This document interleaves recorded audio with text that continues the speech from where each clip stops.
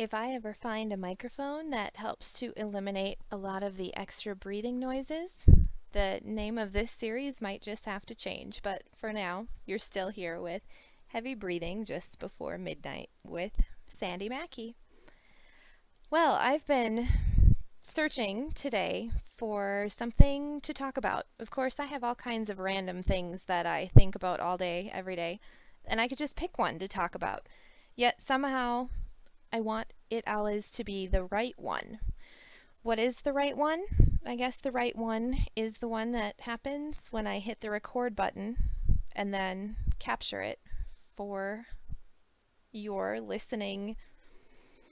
I'm not sure why you're listening. Your listening enjoyment, curiosity, boredom, whatever the case may be. Glad you're here, and hopefully you'll get a little bit out of something at some time. Thinking along those lines, I know I read a lot of books, and I know a lot of people in my circles read a lot of books. A lot of them are business books. Some are biographies and autobiographies. I happen to be on an autobiography kick right now myself. As many of you may know, a local, or not local, a national bookstore chain has recently had many sales going on because they're liquidating their inventory. So the cool thing about that is a lot of people are purchasing a lot of books that maybe they wouldn't have otherwise gone and sought out to pick up. I know that's the case for me. I do buy a lot of books, and I have a huge amount of books on my shelf. I never write in books, so there's no reason that I couldn't use the library. I'm typically a pretty fast reader, so again, there's no reason I couldn't use the library. One of the reasons that I enjoy buying books myself, though, is because once I read them, then I can pass them on to people that I think would enjoy them or maybe gain some sort of benefit from reading them themselves. So anyway, I've been on a kick buying books, as you know, who can pass that up, especially if you're a little bit of a book fanatic. When I was looking for books to buy, I would go into the business section, some of the motivation and philosophy sections, and then I would be drawn every time I was in the store to the autobiography section. The way that I would decide randomly which books am I going to pick up was actually a pretty cool study in marketing and the way that things are packaged, because what I would do is I would definitely check the table that was in the middle of the section, which is put there for some reason so that we stumble across it first as a customer, I would think. So I would obviously look at that table first. I would see if any covers, titles, or names caught my interest.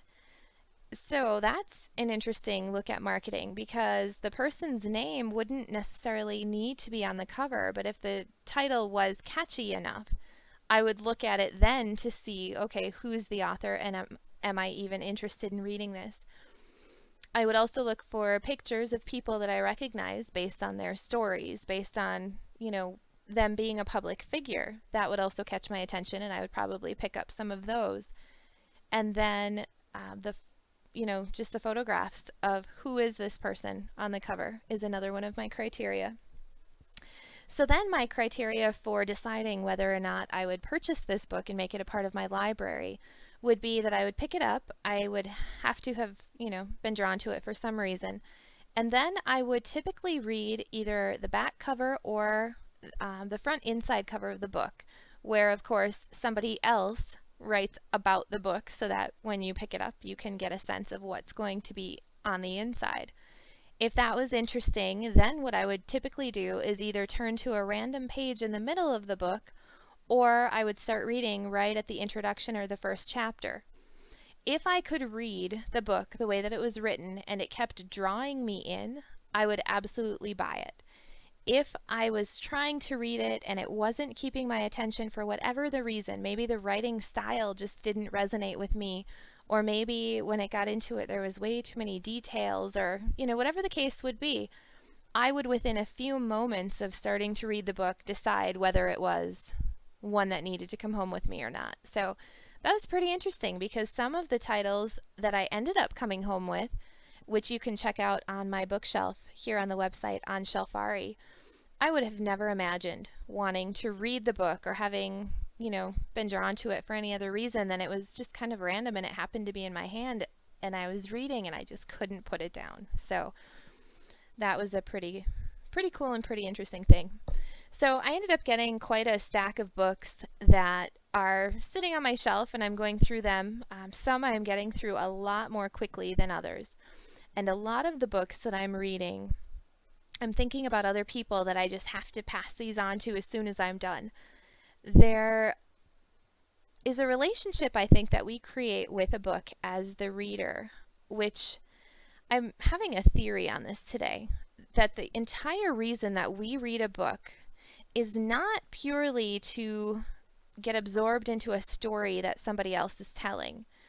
I think I read a book so that I can be inspired in my own way, in my own thoughts, to create new opinions and have my values challenged and look at things in a new way, be inspired, be encouraged. There's all these things that happen, but it happens within me versus coming from somewhere else. I don't know if this is clear, so let's try to explain this in another way. When I pick up a book to read, I would have thought previously that I was picking up the book to read because the author had a story to share and I wanted to find out what that was about. I think I'm coming to a deeper level of understanding in the reason that I read books is because when they inspire a thought in me and I can take that into a new tangent or a new place of development for myself, that's when it gets really exciting. And then I think when we recommend a book to another person, in some cases we're probably recommending the book based on the author, based on the story they told, based on what they shared. But I think the greater part of that recommendation actually comes from within us. What type of response was this author able to elicit from me that got me so excited to read this book? I know that I've had this relationship happen with books where I've read something and been completely inspired. And I was probably so inspired because I loved the depth of thought that it was able to get me into and the fact that it engaged me and kept me captivated during the whole process of the story. Sometimes when I have a book that I feel that strongly about and then I go to recommend it to someone else and they start to read it and then they say, "Really? You liked this book? I'm not finding anything in here that I like." That can be a little bit disappointing. But now with this new perspective that I have, it would just mean that this book is not the topic, the subject, the style. It's not connecting with the next reader in the way that it connected with me. And that is perfectly okay. Just like when somebody recommends a book to me that they absolutely loved and have read over and over and over again, and I pick it up and I can't hardly get through chapter number 1, that would mean that it's not time for me to read this book right now.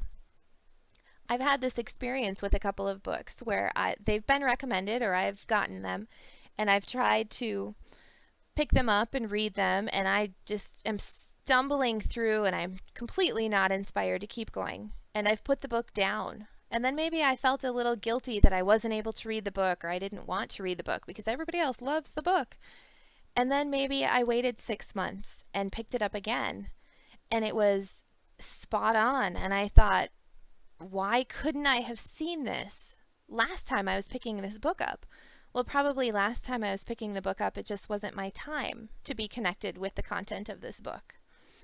So let's all keep that in mind. Those of us who are reading a lot and recommending books to each other and sharing this experience, we've got to remember that it's not necessarily about the book, but about our relationship with the book.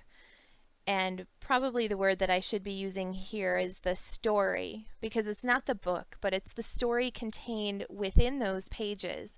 And it's the energy signature of the author and the style that they've written that really reaches out to kind of pull us in. So a few of the biographies and autobiographies that I've recently read that have just captured me in that way, I would love to share a little bit about those. So, the book by Apollo Ono, the speed skater, Olympic medalist that we've probably all seen in the news, I picked his book up, and it's not a book that normally I would have been drawn to or said, I'm looking forward to reading this book, but I saw the book and I thought, it looked interesting. I did the little, reading test on it, and sure enough, I picked it up. I was able to be interested in what was in the book, and after reading a few pages, it seemed like something that I definitely wanted to have. Well, I read the book and was blown away. His story, some of the things that he shared in there, just persevering. He's on stage and there's just been an accident on the ice and he's hurt.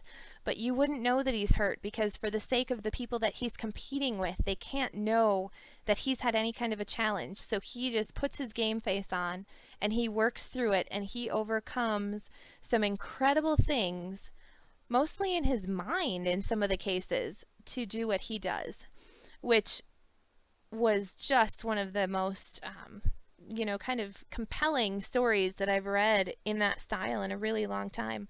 Absolutely loved the book, and as soon as I was done with it, turned it over to my business partner who read it, and a lot of the characteristics that Apollo Ono has, I also see in my business partner. And that's probably one of the reasons that I connected so much in the book, is because I could see real people from in my life in part of Apollo's story. So absolutely fantastic. And the book was well received by my business partner as well. So, definitely a great fit. A couple of the other books that I've recently read are, and I'll read anything from any side of the political spectrum. I'm not so much as interested in the politics as I am in the people at this point. I read Bristol Palin's, I read Sarah Palin's book, I read Larry King's book. Fascinating. I would recommend, if anybody is considering any of those books, I would highly recommend that you take a look at those. I also have read recently Delivering Happiness, the story from Tony Hsieh, CEO of Zappos, that he subsequently sold. I also read George Bush's book, Decision Points, which is absolutely fantastic. I have a bunch of others on my shelf that I haven't gotten into yet, and I'm just fascinated by the stories of the people. There's a line in one of the books that I've recently read, which I'll share with you if anybody's curious about which one it actually is. I will find that for you so I can reference it properly. But basically the story says that Bill Gates was speaking and he fielded a question, and the question was from someone in the audience saying, so you've reached this level of success and acclaim, and you're obviously making a difference and you're making all of this money. What advice would you have for someone who would like to become as successful as you and have the monetary gains that you've experienced? And Bill Gates is reported as saying, well, don't do what I did because I made all that money already. I think when maybe when I have picked up a biography or an autobiography in the past, maybe I was looking for something in that book that would show me the path, show me the way, because this is what you've done. Maybe I'd like to do that too. Show me the step-by-step list of how to get there. I think that the point that Bill Gates is attributed to in making is that we can't look to those books for the roadmap of the way to do it, but we can look to those books for the inspiration, for finding that drive inside of us, for finding that connection and that reason that we would actually try to do something like this ourselves. And that, again, was a huge just observation and a mind-shifting revelation to me. That the reason that I'm not reading these books, it's not because I'd like to become an Olympic speed skater. It's not because I ever have aspirations of running for a political office.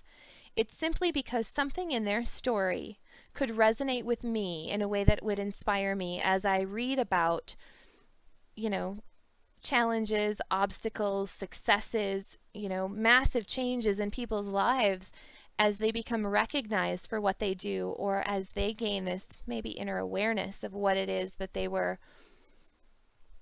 compelled to do, whatever the case may be there. So if you haven't been reading lately, I would highly, highly recommend it. And if you haven't been picking up books that are autobiographical, I absolutely would.